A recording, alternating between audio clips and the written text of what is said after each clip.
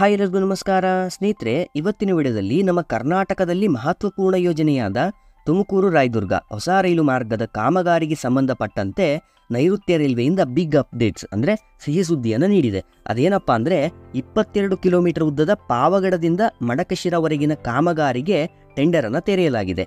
ಆಸಕ್ತ ಗುತ್ತಿಗೆದಾರರ ಕಂಪನಿಗಳು ಪಾಲ್ಗೊಳ್ಳುವಂತೆ ರೈಲ್ವೆ ಇಲಾಖೆಯವರು ತಿಳಿಸಿದ್ದಾರೆ. ಸ್ನೇಹಿತರೆ, ಇದು ಸಿಹಿ ಸುದ್ದಿ ಅಂತಲೇ ಹೇಳ್ಬೋದು.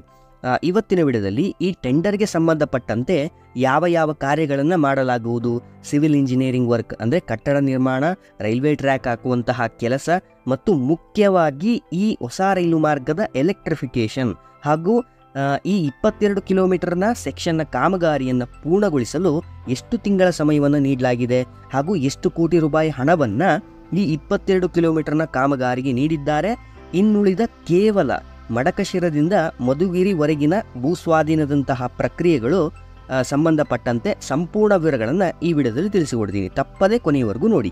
ಸ್ನೇಹಿತರೆ, ವಿಡಿಯೋವನ್ನು ಶುರು ಮಾಡೋದಕ್ಕೂ ಮುನ್ನ ಇನ್ನೂ 90% ವೀಕ್ಷಕರು ಸಬ್ಸ್ಕ್ರೈಬ್ ಮಾಡದೆ ಹಾಗೆ ನೋಡ್ತಾ ಇದ್ದೀರಾ. ನಿಮಗೆ ಮಾಹಿತಿ ತಲುಪಿಸಲು ನಮ್ಮ ಈ ಪ್ರಯತ್ನ, ನಮ್ಮ ಈ ಎಫರ್ಟ್ ಇಷ್ಟ ಆದರೆ ದಯವಿಟ್ಟು ಫ್ರೀಯಾಗಿ ಸಬ್ಸ್ಕ್ರೈಬ್ ಮಾಡಿ ವಿಡಿಯೋವನ್ನು ನೋಡಿ ಅಂತ ವಿನಂತಿಸುತ್ತೇವೆ. ಬನ್ನಿ ವಿಡಿಯೋವನ್ನು ಶುರು ಮಾಡೋಣ. ಸ್ನೇಹಿತರೆ, ಈ ಹಿಂದೆ ಮಾಡಿದ ವಿಡಿಯೋದಲ್ಲಿ ನಾನು 3 ಫೇಸ್ಗಳ 45 ಕಿಲೋಮೀಟರ್ ಉದ್ದದ ಕಾಮಗಾರಿಯ ಸಂಪೂರ್ಣ ವಿವರಗಳನ್ನು, ಕನ್ಸ್ಟ್ರಕ್ಷನ್ ರಿಲೇಟೆಡ್ ಅಪ್ಡೇಟ್ಸ್ಗಳನ್ನು ಆ ವಿಡಿಯೋದಲ್ಲಿ ನೀಡಿದ್ದೆ. ಅಂದರೆ 11 ಕಿಲೋಮೀಟರ್ ಉದ್ದದ ತುಮಕೂರಿನಿಂದ ಉರುಕೆರೆ ಮತ್ತು 18 ಕಿಲೋಮೀಟರ್ ಉದ್ದದ ಉರುಕೆರೆಯಿಂದ ಕೊರಟಗೆರೆ, ಹಾಗೆಯೇ 3ನೇ ಫೇಸ್ನ ಕಾಮಗಾರಿಯಾದ 16 ಕಿಲೋಮೀಟರ್ ಉದ್ದದ ದೊಡ್ಡಹಳ್ಳಿಯಿಂದ ಪಾವಗಡ ಮತ್ತು ಈ ತುಮಕೂರು ರಾಯದುರ್ಗ ಮಾರ್ಗವನ್ನು ಯಾವ ವರ್ಷದಲ್ಲಿ ಪೂರ್ಣಗೊಳಿಸಲಾಗುತ್ತೆ ಅಂತ ಆ ವಿಡಿಯೋದಲ್ಲಿ ತಿಳಿಸಿದ್ದೀನಿ. ಲಿಂಕ್ ಡಿಸ್ಕ್ರಿಪ್ಷನಲ್ಲಿ ಹಾಗೂ ಈ ವಿಡಿಯೋದ ಎಂಡ್ನಲ್ಲಿ ಸಹ ಹಾಕಿದ್ದೀನಿ.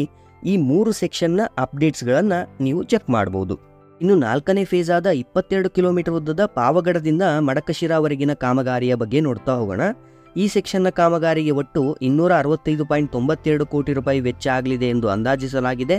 3 ಹೊಸ ನಿಲ್ದಾಣಗಳಾದ ಪಾವಗಡ, ಕೊಟ್ಟಾಲಂ ಮತ್ತು ಮಡಕಶಿರ ರೈಲ್ವೆ ಸ್ಟೇಷನ್ಗಳ ಕಟ್ಟಡ ನಿರ್ಮಾಣ ಮಾಡಲಾಗುವುದು. ಈ 22 ಕಿಲೋಮೀಟರ್ನ ಮಾರ್ಗದಲ್ಲಿ 3 ಮೇಜರ್ ಬ್ರಿಡ್ಜ್ಗಳು, 32 ಮೈನರ್ ಬ್ರಿಡ್ಜ್ಗಳು, 21 ರೋಡ್ ಅಂಡರ್ ಬ್ರಿಡ್ಜ್ಗಳು, 4 ರೋಡ್ ಓವರ್ ಬ್ರಿಡ್ಜ್ಗಳು ಬರಲಿವೆ.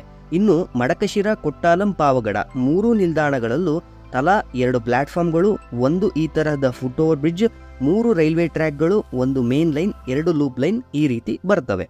ಈ ಮಾರ್ಗ ಸಂಪೂರ್ಣಗೊಂಡ ನಂತರ 110 km/h ಸ್ಪೀಡ್ನಲ್ಲಿ ಟ್ರೈನ್ಗಳು ಚಲಿಸಲಿವೆ ಅಂತ ಹೇಳಿದ್ದಾರೆ. ಅದಕ್ಕೋಸ್ಕರನೇ ಉತ್ತಮ ಗುಣಮಟ್ಟದ ಕಾಮಗಾರಿಯನ್ನು ನಡೆಸಲು ರೈಲ್ವೆ ಇಲಾಖೆ ಪ್ಲಾನ್ ಮಾಡಿದೆ.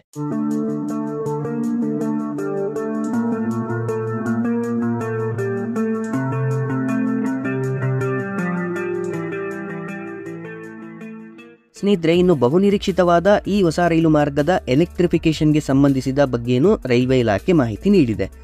ರೈಲ್ವೆ ಹಳಿ ಹಾಕುತ್ತಿದ್ದಂತೆ ವಿದ್ಯುದೀಕರಣ ಮಾಡಲಾಗುವುದು. ಅಂದರೆ ಏಕಕಾಲಕ್ಕೆ ರೈಲ್ವೆ ಟ್ರ್ಯಾಕ್ನ ಕಾಮಗಾರಿಯ ಜೊತೆಗೆ ಎಲೆಕ್ಟ್ರಿಫಿಕೇಷನ್ನ ಕೆಲಸ ಮಾಡಲು ನಿರ್ಧಾರ ಮಾಡಿದ್ದಾರೆ. ತ್ವರಿತಗತಿಯಲ್ಲಿ ಈ ನ್ಯೂ ರೈಲ್ವೆ ಲೈನ್ ನಿರ್ಮಿಸಲು ನೈಋತ್ಯ ರೈಲ್ವೆ ಅಧಿಕಾರಿಗಳು ಗುರಿಯನ್ನು ಹೊಂದಿದ್ದಾರೆ ಎಂಬುದರ ಬಗ್ಗೆ ಮಾಹಿತಿ ಇದೆ.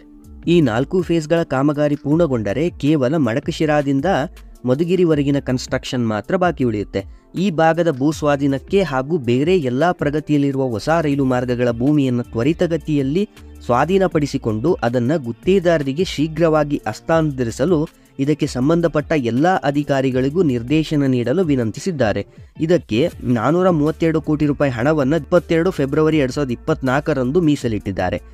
ಮಧುಗಿರಿ ರೈಲ್ವೆ ನಿಲ್ದಾಣಕ್ಕೆ ಸಂಬಂಧಪಟ್ಟ ಕೆಲವು ಅಪ್ಡೇಟ್ಸ್ಗಳನ್ನು ಈ ಹಿಂದಿನ ವಿಡಿಯೋದಲ್ಲೇ ನೀಡಿದ್ದೀನಿ. ಖಂಡಿತ ಒಂದ್ಸರಿ ಅದನ್ನು ಚೆಕ್ ಮಾಡಿ. ಸ್ನೇಹಿತರೆ, ಕೊನೆಯದಾಗಿ ಈ 22 ಕಿಲೋಮೀಟರ್ ಪಾವಗಡ ಮಡಕಶಿರ ಕಾಮಗಾರಿಯನ್ನು ಪೂರ್ಣಗೊಳಿಸಲು 18 ತಿಂಗಳ ಸಮಯವನ್ನು ನೀಡಲಾಗಿದೆ. ಈ ಮಾಹಿತಿ ಇಷ್ಟವಾದಲ್ಲಿ ಶೇರ್ ಮಾಡಿ, ಈ ವಿಡಿಯೋಗೊಂದು ಲೈಕ್ ಮಾಡಿ, ಚಾನಲ್ಗೆ ಸಬ್ಸ್ಕ್ರೈಬ್ ಮಾಡಿ. ವಿಡಿಯೋವನ್ನು ಸಂಪೂರ್ಣವಾಗಿ ನೋಡಿದ್ದಕ್ಕೆ ಧನ್ಯವಾದಗಳು.